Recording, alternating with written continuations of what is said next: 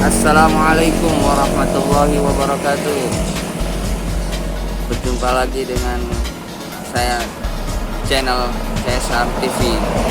Baik, kali ini kita akan membahas tentang berkahnya sahur. Oleh karena itu kita akan simak video dari Ustaz Anda. Sunnah ibadah yang sangat mulia adalah makan sahur.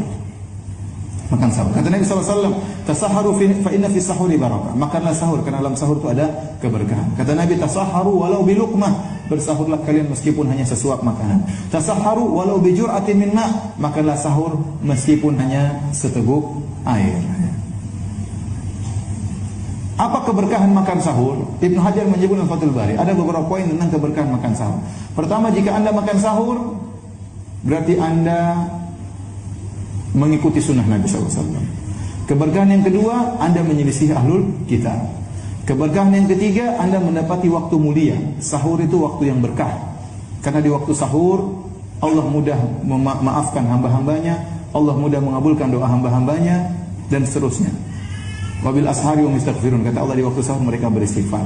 Oleh karenanya ingat, sahar itu dalam bahasa Arab artinya akhirul lail, penghujung malam. Ya, menjelang subuh itu namanya waktu sahur. Makanya kalau ada orang makan sahur jam 1 malam, itu bukan makan sahur. Itu namanya makan malam. Untuk menghindari bahaya laten, bahaya lapar tengah malam. Jadi makan sahur itu menjelang apa? Sahur. Itulah waktu keberkahan. Kemudian di antara keberkahan sahur, Anda makan yang berkah.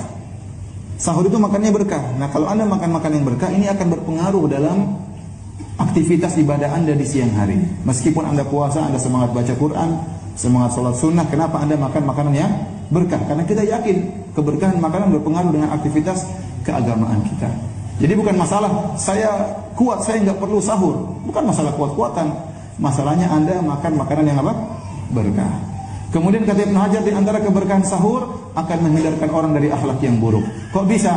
Karena kalau orang tidak makan sahur, dia kelaparan. Kalau orang kelaparan suka marah-marah. Dengan makan sahur, seorang tidak suka marah-marah. Kenapa? Perutnya sudah terisi. Ya. Banyak orang ngamuk-ngamuk, banyak orang ribut-ribut, banyak orang demo-demo. Banyak di antaranya karena sebabnya masalah apa? Perut. Ya.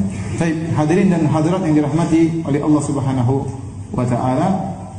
Dalam satu hadis kata Anas bin Malik an Zaid bin Thabit radhiyallahu ta'ala anhuma, Zaid bin Thabit berkata, tasahharna ma'an Nabi sallallahu alaihi wasallam. Kami makan sahur bersama Nabi sallallahu alaihi wasallam. Tsumma qama ila salat. Kemudian Nabi pergi menuju salat. Qultu, kata Anas bin Malik, kam kana baina sahur wal adzan? Berapa jarak antara sahur dan adzan? Adzan sini kata para ulama maksudnya antara adzan dan iqamah. Antara sahur dan iqamah. Kata Zaid bin Thabit, qadru 50 ayat, seukuran membaca 50 ayat. Baik. Ini hadis dalam Sahih Bukhari. Ada beberapa faedah yang bisa kita ambil dari hadis ini. Yang pertama, disyariatkannya sahur bersama. Disyariatkannya sahur bersama. Jadi bukan disyariatkan bukan cuma buka bersama. Ya, bukan cuma bukber, ada juga sarber, ya, sahur bersama. Ya. Jadi yang mau kasih sumbangan yang cuma sumbangan apa? Berbuka puasa. Sahur juga kasih apa? Sumbangan, terutama tatkala ada i'tikaf. Karena di antara sunnah adalah makan sahur bersama. Jadi kalau Anda diundang sama teman, ya akhi, makan sahur di rumah saya, Anda penuhi dalam rangka menjalankan sunnah Nabi Shallallahu Alaihi Wasallam. Tapi kalau Anda tidak diundang, jangan ketuk rumah orang.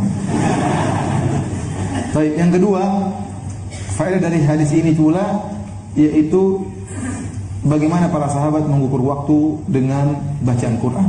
Kenapa? Karena kehidupan mereka penuh dengan ibadah. Orang-orang Arab dahulu mengukur waktu bukan dengan perkara akhirat, tapi dengan perkara duniawi. Kata mereka, seukuran menyembelih seekor onta, seukuran menyembelih seekor kambing misalnya. Kalau para pelaku maksiat mengatakan seukuran minum 2 cangkir arak misalnya. Ya. Tapi para sahabat mengatakan seukuran membaca 50 ayat Al-Quran. Ya, karena mereka selalu ingat dengan hari akhirat. Ya. Yang ketiga, ternyata jarak antara sahurnya Nabi sampai qomat cuma baca 50 ayat. 50 ayat mungkin setengah jam. Ya. Atau dalam tafsiran yang lain, jarak antara sahur dengan adzan. Jadi 15 menit atau 20 menit, 30 menit. Jadi Nabi kalau diartikan qomat, antara sahur dengan qomat cuma baca 50 ayat, berarti Nabi berhenti sahurnya menjelang apa? Menjelang adzan. Dan ini menunjukkan bahwasanya sunnah mengakhirkan sahur.